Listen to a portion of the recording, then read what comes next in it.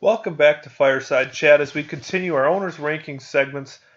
We're going to go over all the teams 11 through 1 ranked by the owners themselves on how they think that the team will finish this year. We already did the 11th place Diamond Dusters, 10th place Flying Hawaiians, and we are now on to the 9th place team.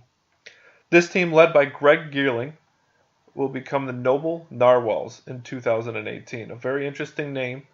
Just going to get into the roster real quick. It's going to be Greg Geerling himself. First round pick, he drafted Jeremiah Wilcher, the lesser of two Wilchers. Second round pick, somehow got Kyle Jansma. And his final pick, Robert Warren. Ended up having the fourth pick in the draft. I think he made some pretty good choices with his picks. So what do I think of this team? How are they going to do? Let me give you a little background on the Narwhal. Some people may not know what the Narwhal is. It, I think, became famous through the movie Elf. It's a medium-sized toothed whale, and it possesses a large tusk. And it lives year-round in the Arctic waters around Greenland, Canada, Russia. The average weight of a narwhal is between 1,700 to 3,500 pounds. So they're big. They're a big whale. They live to be about 50 years old.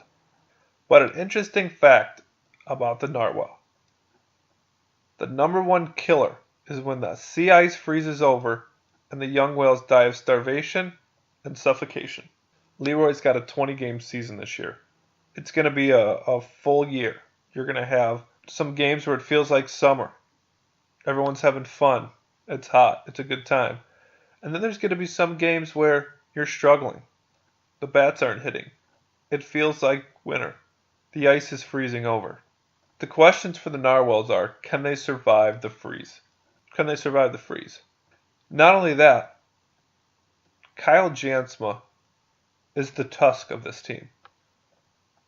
He's the long, straight, helical tusk. And without him, this team isn't narwhals. They're just whales. They're nothing special. They won't penetrate the ice. And they'll suffocate.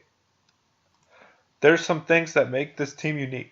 Number one, the only team that has a top 5 batter and a top 5 pitcher from last year, excluding players who are both. For instance, Caleb, he was a top 5 batter and pitcher himself. Kyle Jansma was a top 5 batter last year. Jeremiah Wilcher was a top 5 pitcher. The only team to have one of both. So let's quick dive into this roster. I'm going to look at some stats from last year, some stats from their career, how I think they'll do in the next year. Leader on this team on batting average is Greg Geerling. Greg Geerling. He led the league in singles last year, a fact that many people don't know. Had 55 singles, led the league, and had a .423 batting average last year. Had 2 homers, 10 RBIs, 27 runs scored, 66 Ks and 156 at-bats. Kyle Jansma also a .423 batting average, 168 at-bats, 12 more. His numbers: 35 homers, 71 ribbies, 61 runs scored. Greg plays his role. He gets on base any way he can. His magic powers of standing at the plate and forcing pitchers to miss the zone is something we'll all wonder. But other than them two, the numbers don't look good. Jeremiah had a .300 batting average, 14 homers last season. Had a decent year, but you got to be better than .300 in Leroy. Robert Warren, obviously only 21 at-bats last season, 143 batting average. This team struggled from the plate, other than Kyle. I mean, yes, Greg can get on base, but you have to have Kyle behind you every time, and Kyle's got to produce every time. And Kyle also had 71 strikeouts last year, which was the most on the team as well. So he's one of them guys that he doesn't wait for the slow pitches. He'll attack, and he'll attack quick. The pitching, more or less, Jeremiah is a great pitcher. He was a top 5 last year. 3.06 ERA, 242 opponents batting average, 72 Ks and 31 innings pitched. From there it gets shaky. Kyle had a 7.27 ERA, 401 batting average, 34 Ks, in 34 2/3 inning pitched, almost a K to inning. Greg obviously struggled. 16.65 ERA, 5.68 opponent's batting average. 19 Ks in 26 2/3. Robert Warren only had 4 innings pitched, 15.0 ERA. This team has to be led by Jeremiah. They got one ace. That's it. Jeremiah's an ace. I'm going to say it. He's an ace. I think if he comes this year and plays well, I think he could be a top 5 pitcher again. He tried out a couple different forms, a hop step, switched it up a little bit and really got himself going. It took him a while, and every year it seems to take him 3 to 4 weeks to really get himself in motion. If he can come in, start out hot, get a full season under his belt, I don't see him. I could see him getting a sub 2 ERA. He's just got to come out of the gate hot. There's going to be some fun moments for this Narwhal team. Kyle Jansma sits at 92 career homers. He's 8 shy of hitting the 100. Only Caleb's hit 100 so far, so he could and probably will be the second player to do so. He's going to get his 200th ribby. He's sitting at 174. I think it's going to be a fun year for this team if Kyle comes, and that's the key. And Jeremiah as well. Jeremiah's got a new job with Andrew Sitter, and we saw many times last year Andrew was late, didn't show up, had to leave. Kyle already not committed. Jeremiah not as committed. How well will this team mesh? And it could get really icy really fast. Really icy really fast. If they don't have that tusk to get through the ice, it could be bad really quick. So I asked why I went Jeremiah. Why I drafted Jeremiah and why I drafted Kyle, and his answer was simple. I like the edge Jeremiah gives in his pitching. I think with him and Kyle, we can win enough games to stay out of the death break and compete in the playoffs. So he's banking on getting a 6-7 seed and trying to get Jansma and Jeremiah to be there for the playoffs. And it's a risky move. It is. It's a risky move because when you're in the middle of the road of 11 team year, you're playing a 2 or 3 seed your opening round. It's going to be very hard to get to the playoffs. I asked him, will he keep this team? Is anyone safe? Robert Warren, no. It's a come. You got to show you can do it, or you're getting traded or dropped. So Robert Warren, he's nowhere safe. He's got to prove everything. Kyle Jansma said it's all about attendance. He's willing to make some moves and ultimately hopes Kyle comes, but if he doesn't, he's got to make a move, he said. Jeremiah will be on the Narwhals all year, he says. Unless something very drastic happens, and I think this is very interesting, and I think for the first time Jeremiah is the leader of a team. Back in 2016 he was on the Bombers. You could argue he was the 4th best player on that team. Last year he was on the Badgers. They went to the finals yet again, so both seasons he's been to the finals. But he was on a team with Jared. I don't think Sam's better than him, but I think Sam's more of a leader and was more consistent and a bigger figure for the Badgers. This year, all of it rests on Jeremiah and how far he can take this team. He will be the face of the Narwhals in 2018.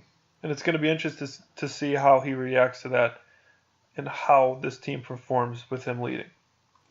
Greg gave himself a B in the draft, projected himself to go 10-10. I have this team going 10th, finishing 8-12. Many teams this season have tons of X factors, what ifs. It comes with expanding. There's going to be 1 to 2 players on each team that you're unsure of until we get another consistent basis and influx of players this season. But Robert Warren's obviously an X factor who we can get in his spot. Kyle Jansma was another big X factor. And like I said, the tusk of this team. And I don't and can't see Jeremiah with an inconsistent work schedule being able to lead this team. So what's the hardest part for Greg about being a new owner? And for him, it's the new rules. It's just hard to keep track of everything that he needs to do. I like knowing I have a spot on a team, though. And what's challenging is I was unaware of how much time was needed to go in the research of players before the draft. And he makes an interesting point because up until this year, it was always 6 teams, 7 teams. And you would have to wait 4 or 5 picks on average for your next pick. But when you're drafting in the top 3 or 4 in his case, you're waiting 12 to 13 picks before you can get your second round pick, and it really makes it tough to be able to research everybody because you don't know who's going to get taken in the 12 picks. And when your second round pick comes up, you've got to look at all your options and who's left and what you got to do. And with those 11 teams, it really makes it interesting. And I think he made the right move in drafting Kyle Jansma, and I think he made the right move in drafting Jeremiah. It's just they got to come. Robert can be that last piece to fill in and be that 4. Sure, this team could do well. Will they win? No. 3 teams he wants to place. The Liners, just because it's Caleb's team. Hawaiians and Sultans for no particular reason. Don't understand that. Obviously, he's just looking to beat Caleb this year. Seems to be his thing of choice. But you're going to see this team right away. Opening day, May 9. The second slot, or 7:30 slot, the Noble Narwhals will go up against the Leroy Clams. And this is going to be a good game. It'll be on Harambe. It'll be broadcast live. Commentaries. You'll be able to see this Noble Narwhals team right away. Which brings us to another point: is a lot of teams in the first couple weeks are going to struggle to get their full lineup there. A lot of kids still in college may not be there. This Clams team won't have Austin Gibson. And this Clams-Narwhals matchup is going to be interesting because Andrew Sitter's on the Clams. Jeremiah Wilcher's on the Narwhals. Very good friends, work together. And it'll be interesting to see how they go up against each other. And then you also have Matt Dykstra, who's on the Clams, new owner, and Kyle Jansma, who's on the Narwhals. Obviously, teammates last year. They had a great run together. And that'll be its own little rivalry in itself. So I hope Kyle comes for this big matchup. And it'll be great to see the Narwhals. And one thing Greg did awesome was he got jerseys. Great jerseys. Narwhals logo on it. Looks fantastic. Be sure to catch this game on Facebook Live. May 9, 7:30, Narwhals Clams. It's gonna be a great one. It's gonna be one for the ages to start the year off, and I'm happy about the matchup. They also play June 20 against the Liners, the team he wants to face the most. It'll be the 7:30 slot. Then right away next week, the 27th, they play the Badgers. July 11th, they ended up playing the Sultans as well in Harambe. So you'll catch this team 4 times. Check them out every game. It's going to be good wiffle ball, entertaining wiffle ball. Anything could happen in these games, especially if Jansma and Jeremiah are out there performing. And of course, you can catch all the team pages on our website. Go to leroywiffle.com, click teams. You'll see all the teams. Click on the logo. You can check out the logo's webpage, see their roster, see faces, put a face to a name. And on that team page, you'll see a 2018 schedule. Click that. It'll send us to our new stats website, mystatsonline.com/Leroy Wiffle. I'm really pumped about this new website. There you can find schedules for all the teams, all past results from all previous years, previous stats. Everything's on there, and I'm really excited about that website moving forward. So check that out as well to see when your Narwhals will be playing. Finally, like I said, Kyle Jansma, you're the Tusk. Will you penetrate the ice? Will you elevate this Narwhal team? That's the question. And will Jeremiah be the leader? That's the question. If not, Greg's going to have to step in, make some big-time moves, make some decisions, tough decisions on how he wants to perform the rest of the year. Finally, we're going to go into next week, 8th place, Leroy Truckers, my team. I'm a little disgraced, is what it is. I'll talk about why I disagree with the owners, why I should be higher. I'm going to give a non-biased opinion on my team. As always, we'll see you next time.